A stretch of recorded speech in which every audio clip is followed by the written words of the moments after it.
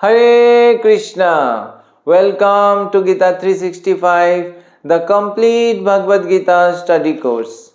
पिछले सेशन में हम लोग भगवद गीता की 8 चैप्टर के श्लोक संख्या 16 तक पढ़े थे।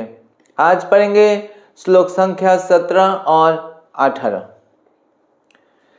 तो क्या आप जानते हैं कि ऐसा भी जीव है जो एक दिन से भी कम उनका आयु है, वो एक दिन से कम ही जीते हैं, एक दिन के अंदर ही उनका जो है जीवन का सारे कार्य हो जाता है।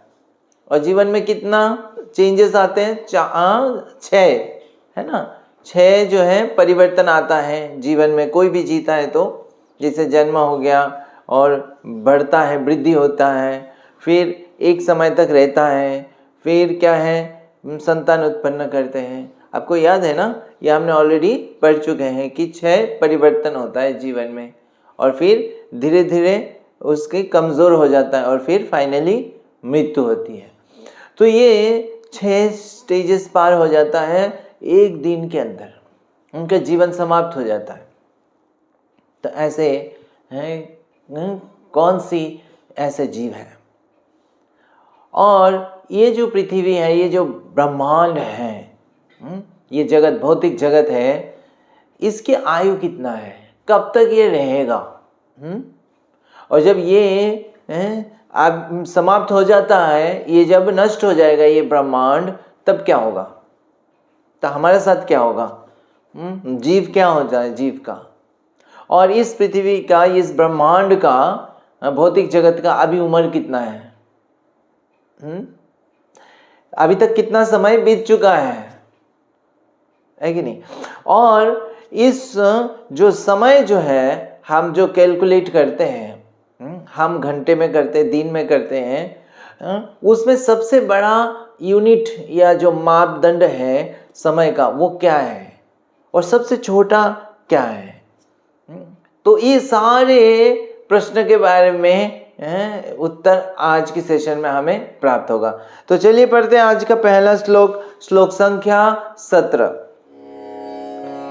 सहस्रयुग पर्यंतम अहर्यद ब्रह्मणो विदु रात्रिम युग सहस्रांतम तयोरात्र विदो जना। अनुवाद। मानवीय गणना के अनुसार 1000 युग मिलकर ब्रह्मा का एक दिन बनता है, और इतनी ही बड़ी ब्रह्मा की रात्रि भी होती है। तो ब्रह्मा जी जो ब्रह्मलोक में रहते हैं और इस सृष्टि के सबसे पहला जीव है। तो यहाँ पे भगवान वर्णन कर रहे हैं कि ब्रह्मा जी का जो एक दिन होता है, उसका जो है कितना समय होता है वो दिन। तो हमारे एक दिन कैसे 24 घंटा होता है, 24 घंटा में उसको बांटा जाता है। तो एक घंटा जो है को 24 बार करे तो 24 घंटा से हमारा एक दिन होता है। और अगर दिन का देखें तो 12 घंटा में दिन होता है और लगभग 12 घंटा में रात्रि होते हैं। लेकिन ब्रह्मा जी का जो है एक दिन होता है ना, वो कितना बड़ा होता है? तो यहाँ पे कह रहे हैं सहस्र युग। तो सहस्र युग मतलब ये जो युग है, 4 युग है, हम जानते हैं क्या है? सत्ययुग, त्रेता युग, द्वापर युग और कलयुग। तो ये 4 युग को मिलाते हैं, जोड़ देंगे तो उसको कहते हैं चतुर्युग या दिव्य युग। तो ये चतुर्युग जो है उसका कितना समय होता है? तो कलयुग का बताया गया है, कलयुग जो है का समय है, अवधि जो है वो 4,32,000 साल। और द्वापर युग का उसकी दुगुना होता है, 8,64,000। और त्रेता युग का जो है कलयुग का 3 गुना होता है, तो जैसे 12,96,000। और जो है सत्ययुग का कलयुग का 4 गुना होता है, तो इस प्रकार से चारों युग अगर मिलाते हैं, जोड़ देते हैं, तो चारों युग मिला के कितना बनता है? वो 43 लाख जो है और 20,000 साल। तो आप सोचिए कितना बड़ा समय है। 43,20,000 ईयर्स हमारा यहाँ का मनुष्य के जो साल के हिसाब से। अब ये हुआ एक चतुर्युग का समय अवधि, और ऐसे अगर 1000 गुना करते हैं तो क्या बनता है? ब्रह्मा जी का एक दिन बनता है, और उसको कहते हैं कल्प। तो एक दिन जो है वो इतने 1000 इंटू चतुर्युग, तो ये एक दिन होता है, और उतना ही समय रात्रि होता है ब्रह्मा जी का।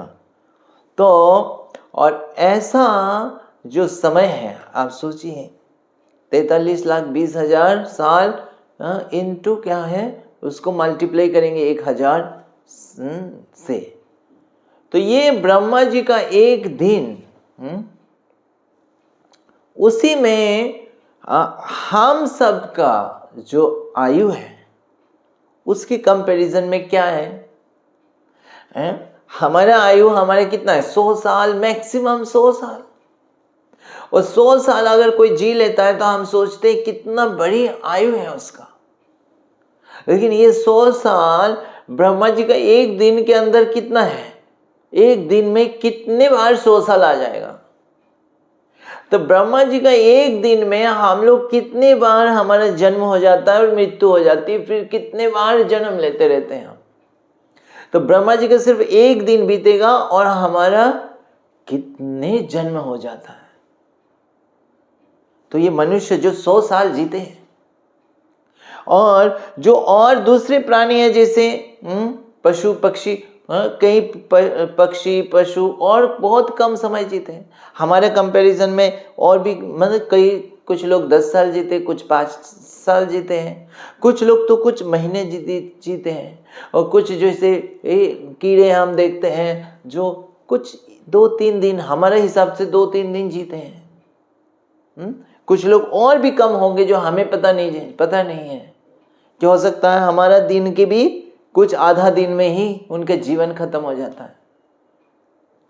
तो ब्रह्मा जी अगर हमारा जीवन को देखें तो क्या है, उनके कुछ समय में ही हमारा जन्म होकर हमारा सब पूरा जीवन चला जाता है। तो ब्रह्मा जी के कैलकुलेशन में, दिन के हिसाब से, उनकी नज़र में हम एक छोटे सी हमारा जीवन है, बहुत ही तुच्छ है। तो अगर ब्रह्मा जी सोचते हैं उनकी व्यू पॉइंट से, उनकी एक दिन के नीचे हम सारे स्पीशीज है जो ब्रह्मा जी का एक दिन भी नहीं जीते, और एक दिन के तो कई जो है छोटा सा हिस्सा भी नहीं जी पाते हैं। यह हमारा जीवन का आयु है। तो हम कितना सोचते हैं कि हम जो है पूरा अच्छी लंबी उम्र करेंगे, लंबी कितना उम्र तक कर सकते हैं हम? वो भी उतना जो है एक दिन भी नहीं है ब्रह्मा जी का। एक दिन तो बहुत बड़ी है। तो ऐसा ब्रह्मा जी का जो एक दिन है, ऐसा जो है कितना दिन तक ब्रह्मा जी जीते हैं, ऐसे करके एक महीना होता है, और फिर ऐसे 6 महीने जो है 12 महीने में क्या होता है, एक साल होता है। तो इस प्रकार से ब्रह्मा जी 100 साल जीते हैं। तो आप समझ सकते हैं। तो ब्रह्मा जी का जो आयु है वो क्या बताया गया है, ऐसे कैलकुलेट करेगा तो 311 ट्रिलियन ईयर्स और 40 बिलियन ईयर्स, ये ब्रह्मा जी का आयु है। और जब ब्रह्मा जी का आयु वो उतना ही इस ब्रह्मांड का आयु है। तो इतना समय तक इस ब्रह्मांड रहता है, और अगर ब्रह्मा जी का जैसे आयु समाप्त हो जाता है, ये ब्रह्मांड भी समाप्त हो जाता है। तो इतना समय तक ये ब्रह्मांड रहता है। अब अभी तक कितना समय हुआ इस ब्रह्मांड में, कितना उम्र हो गया है। तो ये बताया गया है शास्त्र में कि ब्रह्मा जी का अभी 50 साल हो चुका है और 50 साल होके पहला दिन चल रहा है। तो 50 साल होके पहला दिन अभी चल रहा है। तो उसमें ब्रह्मा जी का जो एक दिन है, एक दिन को 14 हिस्सा में बांटा जाता है। जैसे हमारा एक दिन को 12 में बांटा जाता है, तो 12 घंटे में। तो ब्रह्मा जी का एक दिन को 14 हिस्सा में बांटा जाता है।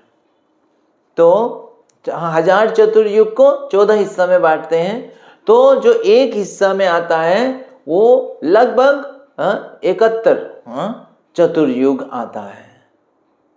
तो उसको कहते हैं, वो जो समय है उसको कहते हैं मनवंतर, मनवंतर बोलते हैं। तो ब्रह्मा जी का अभी क्या है, 50 साल हो गया और पहला दिन को क्या बोलते हैं, कल्प बोलते हैं। उस पहला दिन का भी पूरा नहीं हुआ, अभी 14 मनु होता है। 14 मनवंतर में से अभी 7वां मनवंतर चल रहा है। 7th जो मनवंतर है वो चल रहा है ना। 7th मनु जो है वो चल रहा है, उनका समय चल रहा है। और 7th मनु का जो है वो कितना चतुर्युग होता है, एक मनु का समय वो 71 चलता है, होता है चतुर्युग। तो उसमें जो है अभी 28वां चतुर्युग चल रहा है। तो 28वां चतुर्युग का जो है ये द्वापर युग खत्म हो गया, अब सत्ययुग हो गया, द्वापर युग त्रेता हो गया, द्वापर हो गया और अभी कलयुग चल रहा है। तो ये कलयुग खत्म हो जाएगा तो फिर 29th चतुर्युग शुरू होगा और इस तरह से फिर जाएगा 71 तक जाएगा। उसके बाद मनु बदल जाएंगे, फिर दूसरा मनवंतर और आगे 8th मनवंतर आ जाएगा। अभी 7th चल रहा है। तो ये है अभी ब्रह्मांड का आयु है, ठीक है।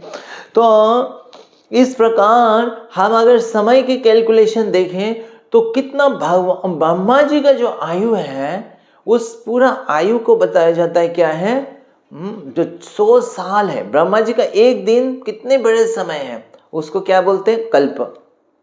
और ब्रह्मा जी का जो पूरा 50 साल है उसको कहते हैं परार्ध। और ब्रह्मा जी का पूरा जीवन जो है 100 साल का जो समय है उसको कहते हैं द्विपरार्ध, मतलब 2 परार्ध।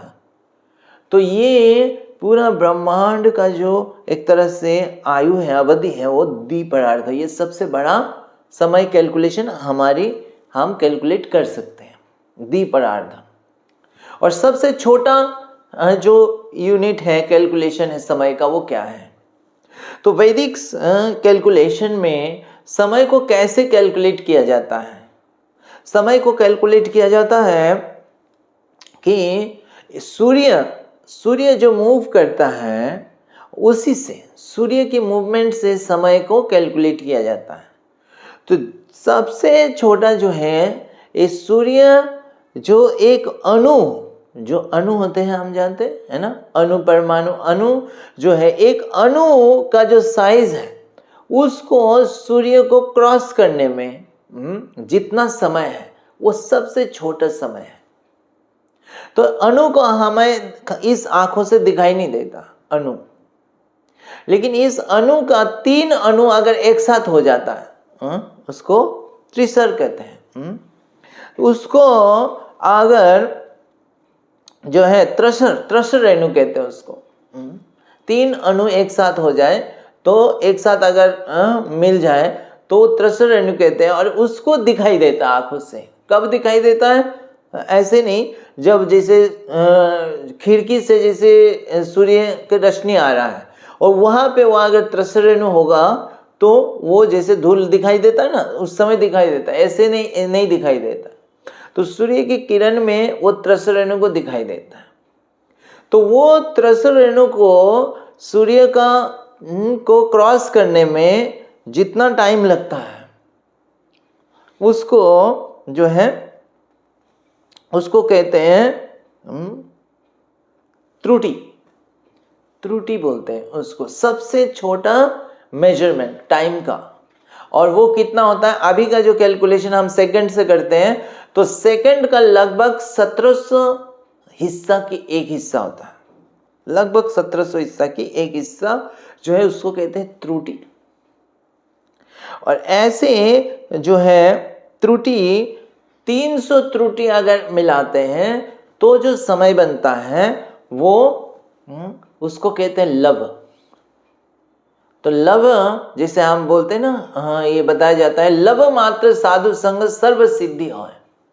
तो लव जो है, लव इतना समय, तो वो लव कितना है, उसको लगभग जो है 1 सेकंड का 6 हिस्सा, 1/6, 1 सेकंड का 6 हिस्सा करेंगे तो एक हिस्सा जो होता है वो लव हो गया।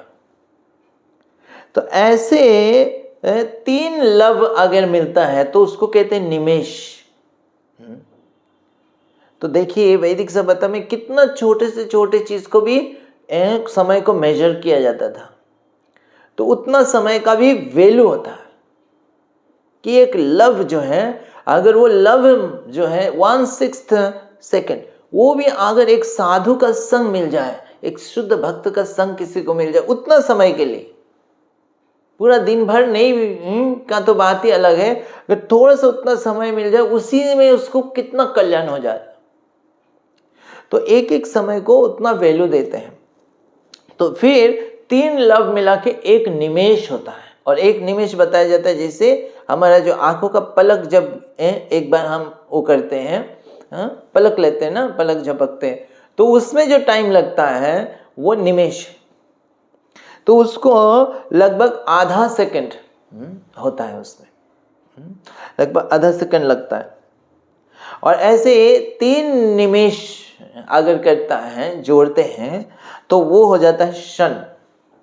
जिसे बोलते हैं ना कि क्षण भंगुर है ये, है ना, ये चीजें जो है इस भौतिक जगत की चीजें क्या है, क्षण भंगुर है, कि क्षण नहीं लगेगा वो टूट सकता है, क्षण नहीं लगेगा जो है वो खत्म हो सकता है, तो क्षण भंगुर बोलते हैं। तो क्षण जो है वो 3 निमेष मतलब 1.5 सेकंड, लगभग 1.5 सेकंड जो है वो क्षण होता है।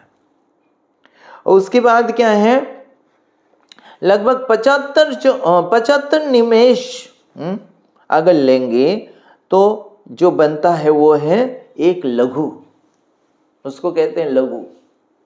तो लघु का मतलब जो उसका जो अवधि है वो लगभग 2 मिनट का होता है, लगभग 2 मिनट का। तो 2 मिनट, तो लघु कहाँ यूज करते हैं हम लोग, करते कि नहीं करते हैं, बोलते हैं लघु शंका, लघु शंका से के लिए जा रहे हैं, मतलब 2 मिनट में वो कार्य हो जाएगा, लघु शंका, है ना। उसके बाद लगभग 15 लघु जो है, 15 लघु का जो अवधि है उसको कहते हैं एक दंड। तो दंड जो है वो लगभग 24 मिनट का होता है। तो कहीं जगह पे यूज होता है कि वो जो आचार्य है, ये जो भक्त है, ऋषि है, वो कुछ दंड तक सोते थे, बस 1 दंड 2 दंड ऐसे सोते थे इस तरह से। तो 24 मिनट 48 मिनट इस तरह से, है ना, 3 दंड सोते, इस तरह से यूज होता है। तो दंड मतलब 24 मिनट। और उसके बाद जो आता है मुहूर्त, मुहूर्त मतलब 2 दंड मिला के एक मुहूर्त होता है, मतलब एक मुहूर्त मतलब 48 मिनट का होता है। तो इस प्रकार से जो है समय की अवधि बढ़ता जाता है। और फिर मुहूर्त के बाद क्या आता है, आता है प्रहर, 3 घंटा, लगभग 3 घंटा में एक प्रहर होता है, इसीलिए पूरे दिन को बताया जाता है अष्ट प्रहर, 8 प्रहर होते हैं, है ना। और मुहूर्त कहाँ हमने सुनते हैं, ब्रह्म मुहूर्त होता है, ब्रह्म मुहूर्त 48 मिनट का होता है, ठीक है। तो इस प्रकार से प्रहर हो गया। तो उसके बाद क्या है, दिन होता है, तो जैसे हमारा दिन, और फिर रात्रि हो गया। उसके बाद क्या आता है, पक्ष आता है। पक्ष क्या है, जो है पूरा 15 दिन का एक पक्ष होता है, तो उसको मेजर करते हैं पक्ष। और 2 पक्ष जो है, कृष्ण पक्ष और शुक्ल पक्ष, वो मिला के क्या होता है, 1 महीना होता है। तो ऐसे कितना महीना है, 12 महीना है, तो जैसे अभी है ना जो है ये अलग अलग महीना होता है, दामोदर महीना, तो इस प्रकार से अलग अलग महीना है। तो ऐसे 12 महीना होता है साल में। और जो महीना है तो महीने के ऊपर कौन सा मेजरमेंट आता है, जो है 2 महीने से क्या बनता है, एक ऋतु बनता है, ऋतु है ना। तो इस प्रकार फिर वो बढ़ता जाता है, फिर हो गया साल, हो गया वर्षों हो गया, और वर्षों के बाद फिर क्या आ जाता है, युग आ जाता है। तो जैसे अभी सत्ययुग, कलयुग, द्वापर युग, इस तरह से युग हो गया है ना। और युग के बाद क्या आ जाता है, फिर चतुर्युग आ जाता है। तो अब क्या है, मेजरमेंट बढ़ता जा रहा है, यूनिट जो है बड़ा बड़ा होता जा रहा है। तो युग के बाद क्या है, चतुर्युग। तो चतुर्युग का आयु कितना है, हमने ऑलरेडी चर्चा कर चुके हैं, 43,20,000। ठीक है, तो उसमें फिर क्या है, उसके बाद क्या है, चतुर्युग के बाद कौन सा जो है यूनिट आता है, वो आ जाता है फिर मनवंतर। जो 71 चतुर्युग मिला के एक मनवंतर हो गया। और फिर कल्प आ जाता है ना। 14 मनवंतर मिलाएंगे तो ब्रह्मा जी का एक दिन है, जिसको कल्प बोलते हैं। और फिर परार्ध, ब्रह्मा जी का 50 साल, और फिर द्विपरार्ध ब्रह्मा जी का आयु। तो ब्रह्मा जी का आयु कितना बड़ा है, हमारे कंपैरिजन में कितना बड़ा है कि नहीं। तो अब बताएं कि किसी का बहुत ही छोटा सा आयु है, कोई पशु पक्षी कीटे बहुत ही छोटा सा, और किसी का मीडियम, और किसी का बहुत लंबी आयु है। तो कौन सा जीवन महत्वपूर्ण है, जिसका आयु लंबी है या जिसका आयु छोटी है? नेचुरली लगता है जिसका आयु लंबी है वो बहुत पावरफुल होंगे, है ना, और उनके पास बहुत सारे शक्ति होगा, उनका भाग्य अच्छा है कि बहुत लंबी आयु है। ऐसे भी हम लोग सब चाहते हैं लंबी आयु हो। और जिनका छोटा है वो बहुत जल्दी उनका जीवन समाप्त हो जाता है, तो बहुत ही एक तरह से कमजोर है, ऐसा लगता है।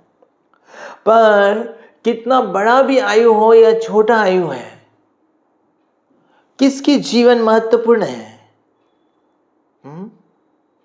तो वो डिपेंड करता है सिर्फ समय की लंबाई से नहीं, वो डिपेंड करता है कि वो जीवन में वो क्या कर रहा है। जितना भी आयु है उस आयु में वो क्या कर रहा है। तो अगर वो लंबी आयु भी है लेकिन वो केवल क्या है, भौतिक कार्य, आहार, निद्रा और भय मैथुनी है, तो उसके जीवन का क्या महत्व है। लेकिन अगर छोटा भी है लेकिन वो भगवान का भक्ति में लगा हुआ है, भगवान की सेवा में लगा हुआ है, तो उसकी जीवन ग्लोरियस से महत्वपूर्ण है। तो इसीलिए जो श्रील भक्ति विनोद ठाकुर एक भजन में गाते हैं, कीट जन्म हो जथा तुआ दास, कि अगर मुझे फिर से जन्म लेना है तो मुझे अगर ऑप्शन दिया जाए, इतने सारे स्पीशीज है, किसी का उम्र कम है, किसी का बहुत बड़ा लंबी है, जैसे उच्च लोक में बहुत लंबी है, और जैसे ब्रह्मा लोक में ऐसे कितने बड़े आयु है। तो अगर मुझे ऑप्शन दिया जाए कि ये सारे स्पीशीज में से कौन सा जीवन में लूं, तो मैं इवन कीट जन्मों भी अगर हो तो भी मैं प्रेफर कर लूंगा। बहुत छोटी सी उम्र है, लेकिन अगर वो आपकी दास हो या आपकी दास के घर में कीट है तो वो प्रसाद भी पाएगा और वो भगवान की श्रवण कीर्तन करेगा।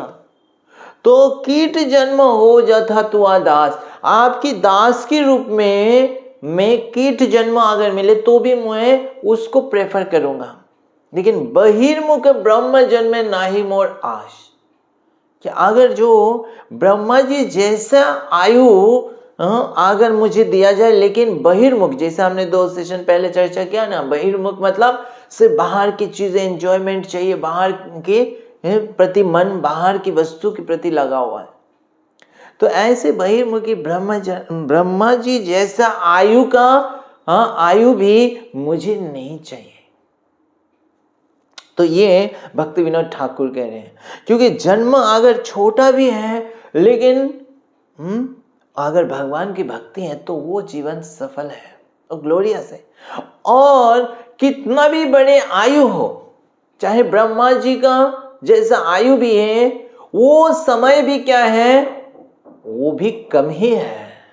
लगता है ये बहुत बड़ी समय है। श्रील प्रभुपाद तात्पर्य में लिखते हैं, ये हमारे दृष्टि से लग सकता है ये तो फैंटास्टिक है, ये इतना बड़ा आयु तो एक तरह से अमर जैसे ही लगता है, और हमें ऐसे बड़ा आयु चाहिए, तो ऐसे लग सकता है। पर वो आयु भी इतने जो बड़े ब्रह्मा जी का आयु है, वो भी प्रभुपाद लिख रहे हैं कि ये ऐसे जो ब्रह्मांड जो है, वो जो महाविष्णु के कारण सागर में कैसे उत्पन्न होता है, जैसे अटलांटिक ओशन में बबल्स आते हैं, बबल्स आए और खत्म हो गया, फट गया, फिर चला गया। तो ऐसे ब्रह्मांड उत्पन्न होती है, उतना समय रहते और खत्म हो जाता है। तो अनंत काल जो है, शाश्वत काल के सामने ये ब्रह्मा जी का आयु भी, इतना बड़ा आयु भी क्या है, फ्लैश लगता है, फ्लैश जैसे, मतलब हुआ और चला गया, खत्म। तो उतना मैटर नहीं करता है हमारा आयु कितना छोटा है या बड़ा है, सारे अनंत काल के हिसाब से तुच्छ है और बहुत ही जल्दी जाने वाला है। जैसे एक बबल्स फट जाता है, खत्म हो जाता है, तो ऐसे ही चला जाएगा। तो हमारा जीवन जितना भी समय भगवान ने दिया है ना, वो है तो ब्रह्मा जी का दिन के हिसाब से भी बहुत ही तुच्छ है। तो ब्रह्मा जी का एक दिन के नीचे ही हम जी रहे हैं, हम सारे स्पीशीज इस संसार में। तो बहुत ही तुच्छ समय है, बहुत ही छोटा सा जीवन है, लेकिन इस जीवन में हम कितना एंजॉय कर सकते हैं। कुछ ही समय है, क्या एंजॉय कर सकते हैं, देखते देखते चला जाता है। लेकिन ये जीवन अगर भगवान की सेवा में लगा देंगे, तो ये छोटा सा जीवन जो है हमें इटर्नल लाइफ को प्रदान कर सकता है। ये छोटा सा जीवन है ना, ब्रह्मा जी की नजर में हो सकता छोटा सा जीवन है। ऐसे देखे, दृष्टि से देखे तो एक कल्प में कितना छोटा सा जीवन है। लेकिन प्रभुपाद कहते हैं कि ऐसे हमने करोड़ों जन्म बिता चुके हैं, लेकिन ये एक छोटा सा जीवन है, इस जीवन को अगर में अर्पण कर दें हम भगवान को, Prabhupad just give this one life to Krishna and this life will give you the eternal life. तो हमें जितना भी समय भगवान ने दिए छोटा सा जीवन में, उस छोटा सा जीवन अगर भगवान की भक्ति में लगा दे, ये छोटा सा ब्रह्मा जी की नजर में क्या है, छोटा सा है ना, जन्म हुआ और खत्म। लेकिन उतना दिन, उतना समय हम भक्तों के संग में अच्छे से भक्ति करके इस जीवन को सफल बना सकते हैं। तो चलिए पढ़ते हैं अगली श्लोक, श्लोक संख्या 18।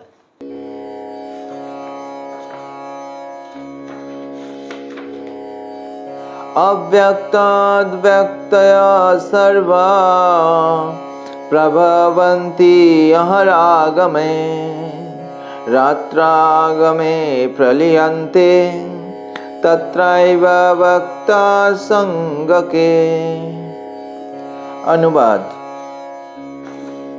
ब्रह्मा के दिन के शुभारंभ में सारे जीव अव्यक्त अवस्था से व्यक्त होते हैं और फिर जब रात्रि आती है तो वे पुनः अव्यक्त में विलीन हो जाते हैं। तो जैसे हमने अभी चर्चा किया, ब्रह्मा जी का एक दिन में कितना है, 14 मनु है, और उस हिसाब से मनु के राज का चलता है और ये सारे एक्टिविटी चलते हैं। जीव का जन्म होता है और कार्य जीते हैं और फिर मृत्यु होती है, फिर शरीर परिवर्तन होता है, फिर दूसरा शरीर मिलता है, फिर इस तरह से एक्टिविटीज चलती हैं और ऐसा इस ब्रह्मांड में कितना है, 14 भुवन है, 14 लोक है। तो टॉप मोस्ट क्या है, ब्रह्म लोक है। तो इस तरह से पूरा दिन भर ब्रह्मा जी का जो दिन भर एक्टिविटी होता है। जैसे हमारा जब दिन होता है सुबह से क्या हो जाता है, सारे लोग मार्केट में आना शुरू होते हैं, रास्ते में लोग चलते हैं, स्कूल जाते हैं, कॉलेज जाते हैं, ये सब चलता है। और जैसे रात हो जाता है कि सब हम सो जाते हैं। तो उसी तरह ब्रह्मा जी का एक दिन में ये सारे एक्टिविटी चलता है, और जैसे रात हो जाता है तो ये सारे एक्टिविटी स्टॉप हो जाता है। तो क्या हो जाता है, तो एक प्रकार की जो नीचे के जो लोक है वो सारे क्या हो जाते हैं, वो नष्ट हो जाता है। और वो सारे जो है एक तरह से अव्यक्त रूप में चला जाता है। तो जितना भी जीव है उनके शरीर सारे नष्ट हो जाता है। और वो क्या करते हैं फिर, वो हमें अगली सेशन में पता लगेगा। लेकिन अभी अव्यक्त स्टेट में चले जाते हैं, और फिर जैसे ही ब्रह्मा जी का रात समाप्त हो जाता है फिर से दिन शुरू होती है। तो ऐसे जो जो लोक नष्ट हो गए थे वो सारे लोक जो हैं, पृथ्वी लोक और ये सारे लोक फिर से सृष्टि हो जाती है। और फिर से जो है वो सारे जीव को शरीर मिल जाता है, और फिर वो अपना कार्य को फिर से शुरू कर देते हैं। जैसे मार्केट में दुकान लगाते हैं ना, और फिर जैसे रात को फिर दुकान को क्लोज कर देते हैं, है कि नहीं। कई सारे टेम्पररी दुकान होता है जो वो क्लोज करके चले जाते हैं, फिर सुबह आके फिर दुकान को हम बनाते हैं, एक तरह से है ना, सजाते हैं, और फिर कार्य शुरू होती है। तो इस तरह से जैसे ही ब्रह्मा जी का दिन शुरुआत होता है तो ये सारे चीज़ें सृष्टि होती है, सारे जीवों को फिर शरीर प्राप्त होता है, फिर एक्टिविटी शुरू होती है। तो क्या होता है रात्रि में और आगे जो है उस समय जीव क्या करता है वो हमें अगली सेशन में पता चलेगा। तो आज हम यहाँ पे विराम देते हैं। अगली सेशन में हम पढ़ेंगे श्लोक संख्या 19 और 20। हरे कृष्णा। ग्रंथराज श्रीमद् भगवद गीता की जय। जगत गुरु श्रील प्रभुपाद की जय।